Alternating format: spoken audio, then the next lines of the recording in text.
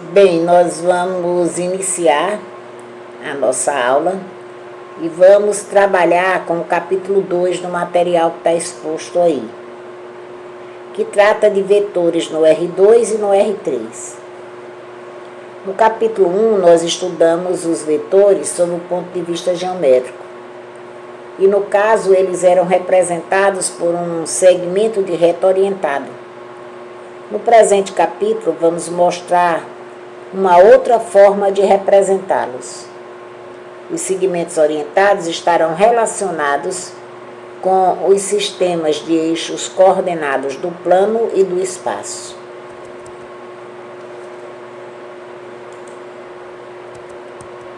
Vamos ver agora decomposição de um vetor no plano. Então, dados dois vetores V1 e V2 não colineares, dados dois vetores V1 e V2 não colineares, qualquer vetor V coplanar com V1 e V2 pode ser decomposto segundo as direções de V1 e de V2. O problema consiste em determinar dois vetores cujas direções sejam as de V1 e de V2 e cuja soma seja V. Em outras palavras, iremos determinar números reais A1 e A2 escalares, tais que V é igual a 1 V1 mais A2 V2. Por exemplo, vamos ver esse exemplo 1.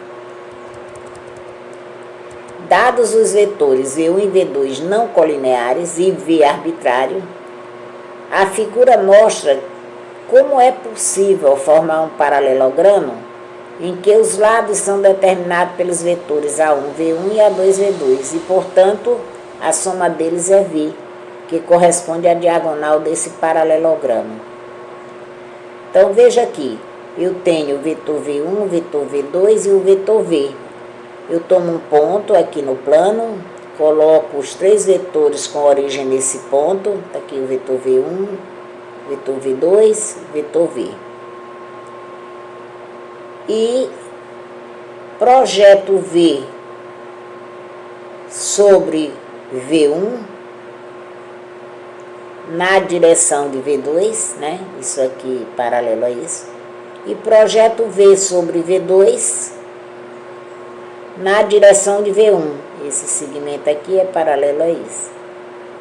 Aí eu formei assim um paralelogramo.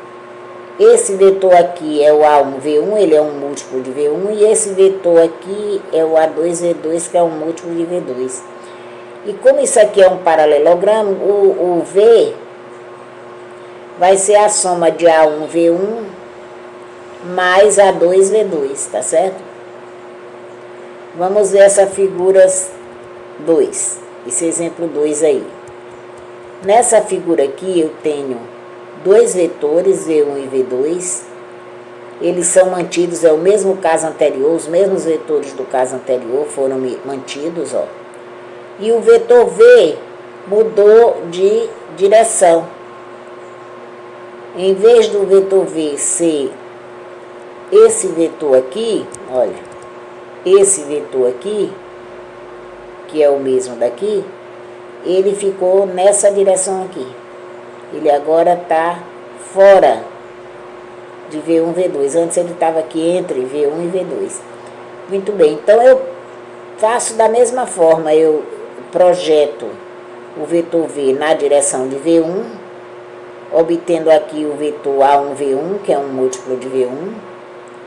E eu vou projetar V na direção agora de V2. Não dá para projetar lá para cima, vai ser aqui para baixo, ó. Então, bem aqui eu tenho A2V2. E o vetor V aqui está sendo a soma de A1V1 mais A2V2. Nesse caso aqui, o A1 é positivo, porque está na mesma direção, o A1V1 está na mesma direção em sentido de V1. Agora, o A2 é negativo, porque está na mesma direção de V2, mas em sentido contrário de V2. Vamos ver esse terceiro exemplo.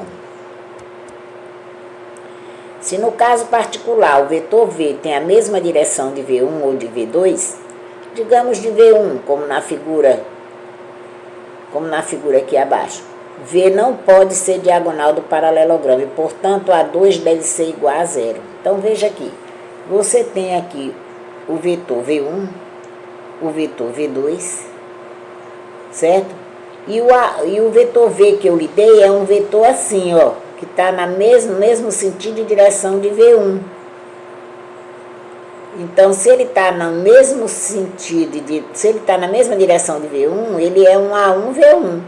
No caso, esse A1 é até positivo porque está no mesmo sentido também. Então, quando você vai escrever V como A1V1 mais A2V2, o A2 é zero. Você não vai poder formar um paralelogramo aqui. Bem, quando o vetor V estiver representado por V igual a 1 mais A2V2, dizemos que V é a combinação linear de V1 e V2.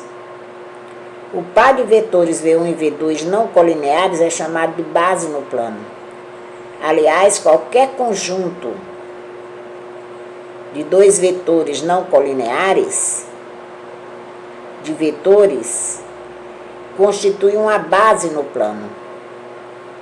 Os números A1 e A2 da representação são chamados de componentes ou coordenadas de V em relação à base V1 e V2.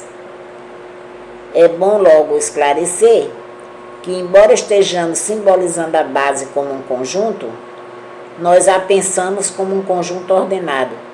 O vetor A1V1 é chamado de projeção de V sobre V1 segundo a direção de V2.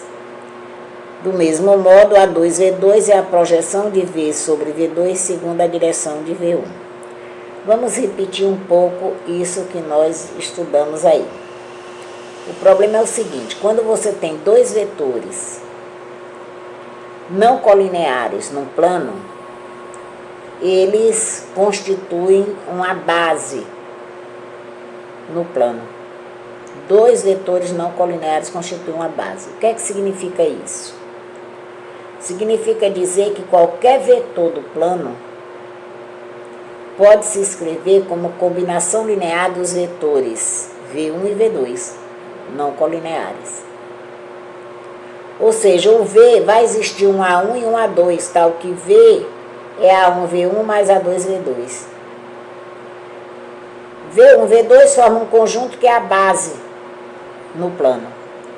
A1 e A2 são as coordenadas do vetor nessa base, V1 e V2. O A1V1 é o quê? É a projeção do vetor V sobre V1 na direção de V2. E A2V2 é a projeção do vetor V sobre V2, né, na direção de V1. Como foi mostrado numa figura aí anterior. Essa base V1, V2, que é um conjunto, e a gente sabe que num conjunto, se trocar a ordem dos elementos, o conjunto continua o mesmo. No caso de uma base no plano, não. Quando você troca a ordem, em vez de escrever o conjunto V1, V2, escreve V2, V1, com os elementos do V2 primeiro, aí já é uma outra base. Isso significa dizer que esses dois vetores formam a base no plano, constituem uma base no plano, mas é uma base que a gente chama de ordenada. Se mudar a ordem, muda a base. Compreenderam? Dei uma lida segura nisso, viu?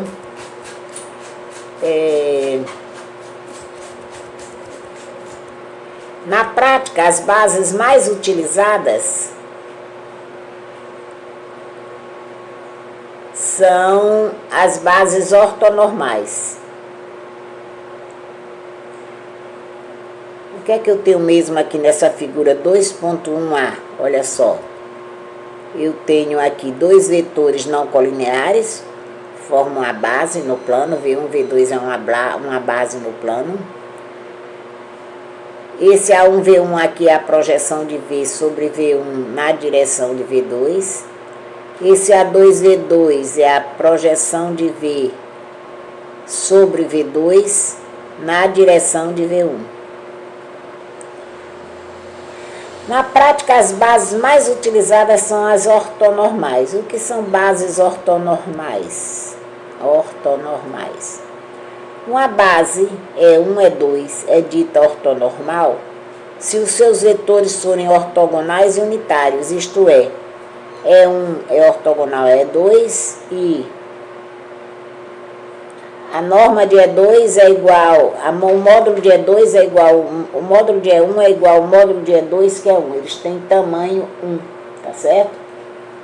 Muito bem. Na figura 2.1b, consideramos uma base ortonormal E1, E2, no plano X ou Y, e um vetor V, com componentes 3 e 2, respectivamente, isto é, V é 3 é 1, mais 2 é 2. Então, tá aqui, a figura 2.1.b, olha, o vetor V é 3 é 1, olha, eu projetei o vetor V sobre E1,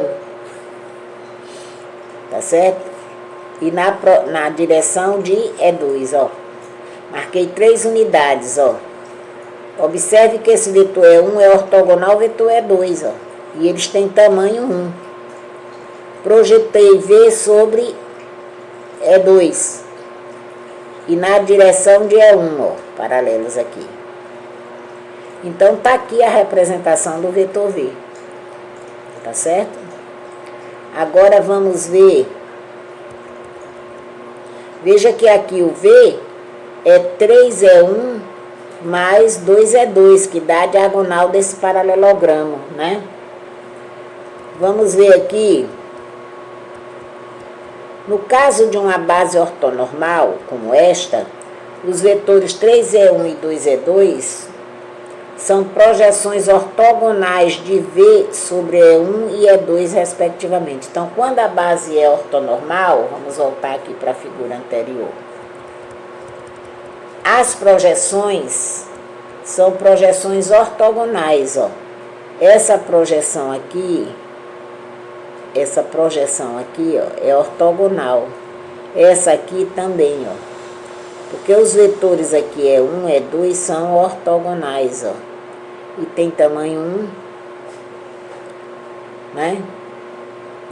Então, olha só o que ele diz aqui, ó. No caso de uma base ortonormal, como esta, os vetores 3E1 e 2E2 são projeções ortogonais de V sobre E1 e sobre E2, respectivamente. Existem, naturalmente, infinitas bases ortonormais no plano X ou Y. Porém, uma delas é particularmente importante. Trata-se da base formada pelos vetores, representado por segmentos orientados com origem na origem do sistema, e extremidade nos pontos 1, 0 e 0, 1. Estes vetores são simbolizados por IJ, e a base IJ é chamada de base canônica. Então, veja bem, quando você trabalha com a base ortonormal, que os vetores são formados por esse vetor aqui, ó, com origem na origem do sistema e extremidade no ponto 1, 0. Esse outro com origem na origem do sistema e extremidade no ponto 0, 1. Esses dois vetores aqui são ortogonais. Essa base é uma base ortonormal. Os vetores têm comprimento 1 e são ortogonais entre si, né? Esse é ortogonal a esse outro.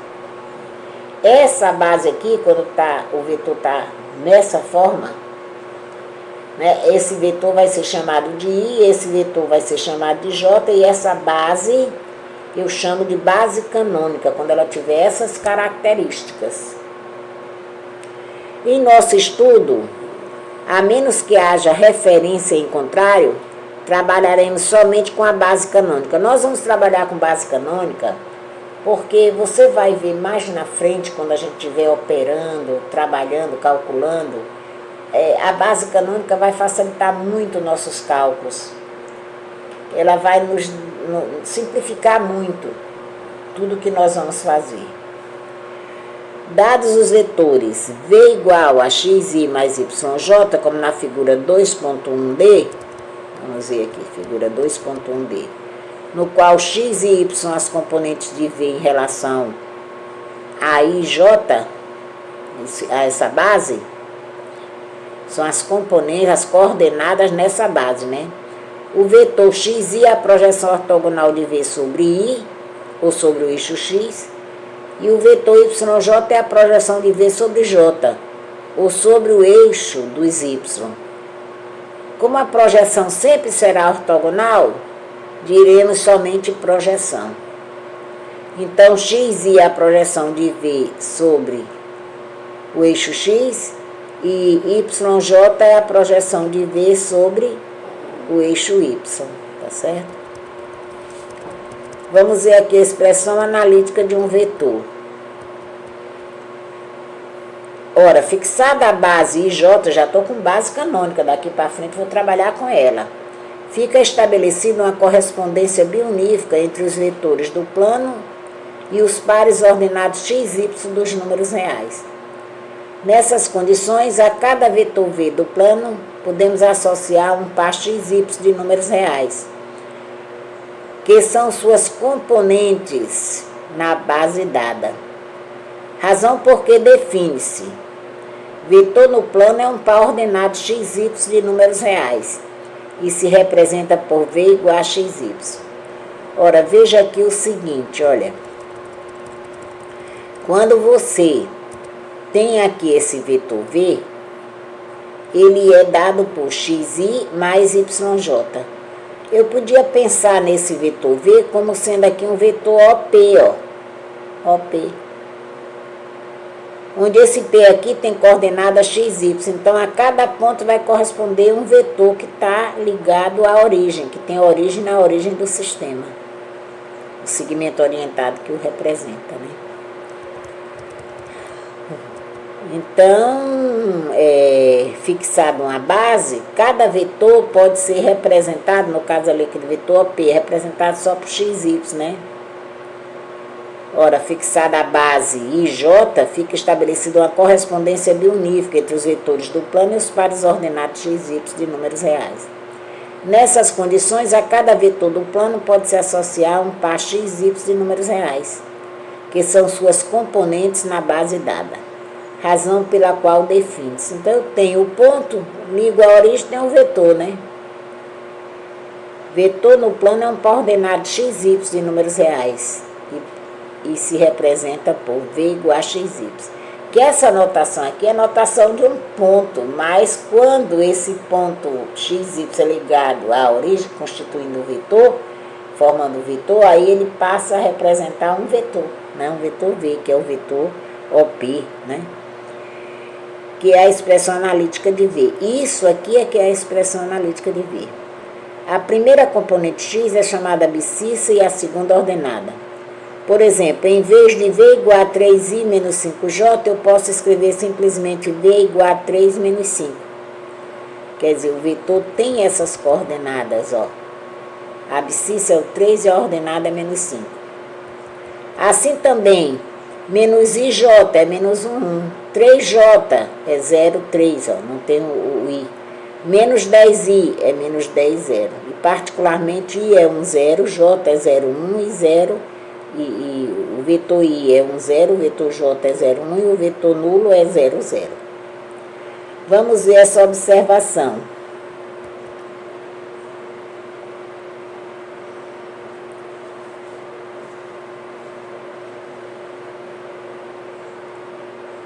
Deve ter ficado claro que a escolha proposital da base J deve-se à simplificação.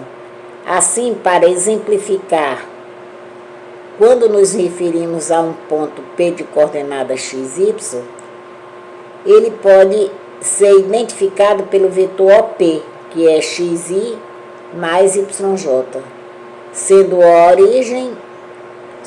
origem do sistema, como na figura 2.2. Está aí a figura 2.2, né?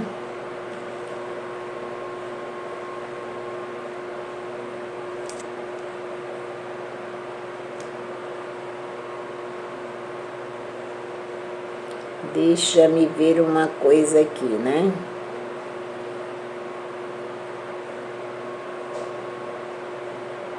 Desta forma, o plano pode ser encarado como um conjunto de pontos ou um conjunto de vetores. Nós vamos, então, parar por aqui, né, para depois trabalharmos igualdade e operações. Tá bom? Vamos ver aqui assim. Vamos parar.